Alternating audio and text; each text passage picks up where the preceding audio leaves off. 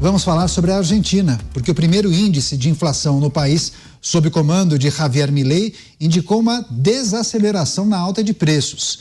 Segundo o Instituto Nacional de Estatísticas e Censos, a inflação subiu 20,6% em janeiro, depois de uma alta de 25,5% em dezembro. Esse dado dá um respiro político a Milei após uma dura derrota no Congresso na semana passada, quando seu projeto de reforma econômica retornou às comissões legislativas por falta de apoio dos deputados da base. Além disso, o presidente argentino reforçou a ideia de dolarizar a economia do país. Segundo Milei, o Banco Central está fazendo um trabalho enorme para concretizar essa medida, uma das promessas de campanha. Vou começar essa rodada com o Roberto Mota, que tem acompanhado muito a situação na Argentina, já trouxe também suas impressões sobre um livro que foi publicado por Javier Milei, que trata inclusive das questões econômicas e o desafio de você controlar a inflação, né, Mota? Você já trouxe inclusive alguns pensamentos e reflexões de Javier Milei que constam nessa publicação. Agora, ninguém esperava que ele iria resolver todos os problemas no primeiro mês ou em 2 meses de gestão e de administração.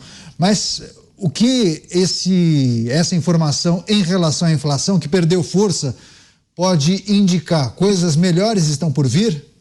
Sem dúvida, sem dúvida. Eu estava procurando o livro aqui, Caneto, porque estava aqui, eu estava consultando ele hoje de manhã. Alguém pegou para dar uma lida, hein?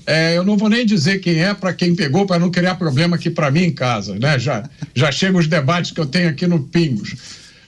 A inflação na Argentina vai cair. A situação da Argentina vai melhorar. Por quê? Porque Milei está aplicando uma receita que sempre funcionou, que sempre gerou prosperidade em todos os lugares onde foi aplicada. A receita do livre mercado, da liberdade econômica, é claro que vai demorar um pouco, né? É lógico, não é de uma hora para outra. No livro dele, o Milei explica o que é essa tal de dolarização, né? Que muito se fala. É muito simples. A ideia é acabar com a obrigação dos argentinos usarem a moeda oficial. Então acaba com a moeda oficial, os argentinos usam a moeda que quiserem, né? Essa experiência já foi feita na Argentina durante a época em que o ministro da Economia era Domingo Cavallo, né? Que se chamava na época da conversibilidade. A partir de 1991, o dólar passou a ser aceito como moeda corrente na Argentina. Então você podia pagar qualquer coisa com dólar, fazer transferência com dólar. Presta atenção no que aconteceu. Em 1990, a inflação na Argentina foi de 2.300%. Aí o Domingo Cavallo botou essa medida em funcionamento. No ano seguinte, a inflação caiu. Em 1990, ela foi de 2.300%. Né? Em 1995, ela caiu para 1,5%. De 2.300 para 1,5%. E entre 1996 e 2000, você sabe qual foi a inflação média na Argentina? 0%. Aconteceram anos em que houve deflação, ou seja, os preços se reduziram. Aí veio um sujeito chamado Néstor Kirchner e acabou com tudo que estava funcionando, criou essa Argentina agora que o Milei está tentando consertar. Então, já deu certo uma vez, tem tudo para dar certo de novo. Você, José Maria Trindade, como está analisando essa gestão, essa administração de Javier Milei, uma notícia positiva, né? É um bom indicativo. É o que eu sempre digo. O capitalismo, ele tem uma base muito sólida na credibilidade, né? Não existe nada em termos de capitalismo se não tiver credibilidade. Eu me lembro de uma grande crise internacional, as pessoas as empresas estavam com medo de outros quebrarem, e que um deputado aqui que era exportador de carne estava com o navio cheio e não sabia o que fazer, porque ele não sabia se entregava, porque não tinha certeza que receberia a crise bancária, e lá eles estavam com medo de pagar porque não sabia se recebia a carne. Então, assim, a credibilidade é tudo. A gente só entra num restaurante para comer se a gente tem a crença de que a comida está sendo elaborada direito. E o Milei trouxe essa credibilidade para a Argentina, que é o controle de gastos públicos. O Mota citou aí o Plano Cavalo, ele é mais do que liberar o argentino para usar dólar. Ele prometia a conversibilidade, ou seja, que cada dólar era cada peso. Mas para fazer isso ele precisava ter dólares em caixa para garantir isso. Reserva, Chegou um ponto que explodiu. Por que explodiu? Porque estava gastando mais do que arrecadava. Então não é só uma história da moeda, é a credibilidade. Essa paridade, peso, dólar na Argentina, explodiu porque gastava em peso e queria a conversibilidade. Chega um ponto que não tem para pagar o dólar. Quer dizer, o Plano Cavalo era o seguinte: cada peso que você trouxer, eu te dou $1. Mas ele não tinha os dólares para os pesos. Então caiu por falta de credibilidade. E o Milei está trazendo isso de volta. E isto é muito importante. E ele pode, com isso, ganhar o Congresso Nacional e aprovar essas medidas importantes. É um bom sinal e o sinal vem da credibilidade, sim. Todos esperavam uma caminhada difícil, né, delegado Palumbo? Mas essa notícia pode, inclusive, projetar para uma situação econômica um pouco melhor do que a atual, né? Sim, é uma caminhada, vai ser difícil a caminhada, não é fácil, o caminho vai ser muito difícil, mas a partir do momento que você tem um chefe do Poder Executivo que tem consciência que você não pode gastar mais do que aquilo que você arrecada, que já entra com a cabeça de cortar ministério, de enxugar gastos, a receita é muito mais fácil dar certo do que estar errado. Então ele está no caminho certo, é o início da gestão dele e eu creio que o povo argentino vai se alegrar no futuro bem próximo. Pois é, inclusive, né, Mota, a gente estava tratando de uma questão no nosso grupo interno aqui, quando a gente troca as mensagens e as notícias, e você sempre muito hábil com o Twitter, inclusive, ou com o X, já identificou uma mensagem muito interessante e positiva para os argentinos. Você quer contar para a gente qual foi a informação divulgada no Twitter? Trata-se do superávit no último mês, foi isso? É isso que eu estou entendendo aqui. Eu vi essa mensagem agora, é um tweet do ministro da Economia da República Argentina.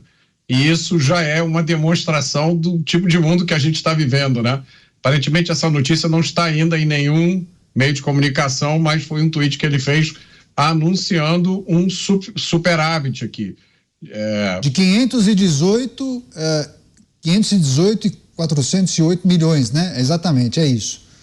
Olha lá, em janeiro, o setor público nacional registrou um superávit financeiro de pouco mais de 518 milhões de pesos, né, Mota? Eu acho que é bilhões. Sim, é verdade, tem razão, é isso, exato.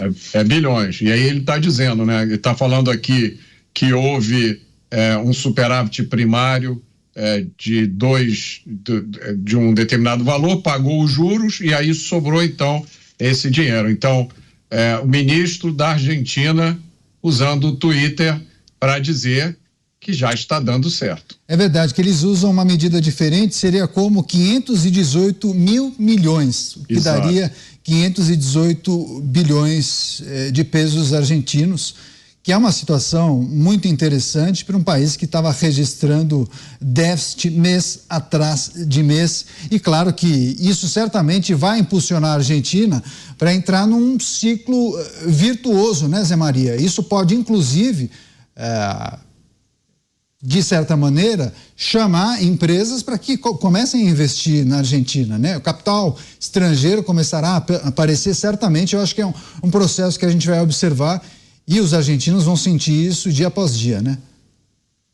Eu me lembro quando Tancredo assumiu o governo de Minas Gerais, eu ainda estava na faculdade, e ele, no discurso, ele falou, é proibido gastar. Foi mais ou menos o discurso do Milei, no sentido de economizar, no sentido de que o dinheiro público não é infinito, não existe um poço sem fundo. Cada peso emitido significa dificuldades a mais para a Argentina. E aí a máquina pública entendeu o recado dele, que o que não é fácil. A máquina, ela anda sozinha, ela tem um aumento de custo sozinha, vegetativo, que se chama tecnicamente, e vai em frente. E ele deu o recado. Isso é um excelente resultado.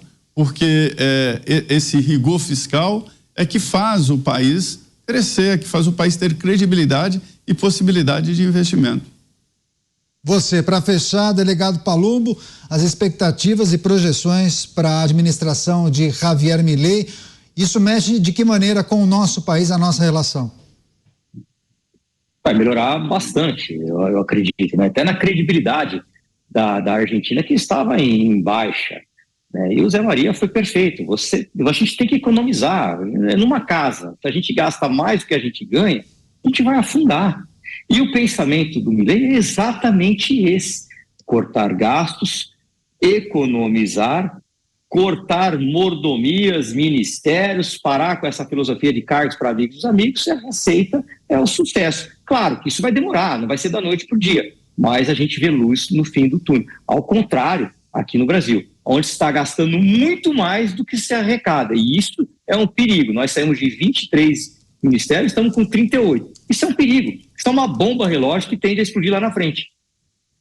Pois é, várias pessoas enviando mensagens, se manifestando em relação aos assuntos que a gente tem tratado aqui no programa Os Pingos nos Is, muitas críticas, elogios aos nossos comentaristas. Também tem uma pessoa perguntando o que o delegado Palumbo achou da operação em que o policial se disfarçou de ursinho romântico para prender suspeitos de tráfico de drogas no Peru. Você viu essa imagem, delegado? Eu vi, sim. Isso é muito comum, principalmente na Polícia Civil, quando eu fazia parte do GOI, do Grupo de Operações Especiais. Naquela época existia o GOI aqui em São Paulo, e estava tendo muitos crimes na 23 de maio. Aliás, até hoje aumentou demais. É o famoso quebra-vidro. E nós nos disfarçamos de engraxate, de taxistas, de andarilhos, de mendigos, e fizemos mais de 36 prisões. Naquela época não tinha audiência de custódia, os bandidos ficavam presos. Hoje a gente fizer uma operação dessa, em menos de 24 horas o bandido será solto e capaz de algum juiz ainda oferecer um café e uma manta porque o ar-condicionado está gelando demais a sala. Parabéns para a polícia que agiu com criatividade. Assim deve agir a polícia investigativa, que é a Polícia Civil. Pois é, mas rapidamente, antes de virar o assunto, delegado, não, se puder colocar o delegado, mas isso acontece também em festas, né? A Polícia Civil acaba se infiltrando. Isso aconteceu, inclusive, no Carnaval, para identificar aquelas pessoas que vão para as festas, inclusive para roubar celulares, por exemplo, né? Exatamente isso, né? É muito comum os policiais civis se infiltrarem no meio dos foliões, ficarem ali em duplas, né, ou em 3 policiais, geralmente com uma mulher, para identificar esses assaltantes e efetuar prisões. É assim que deve agir a polícia com inteligência.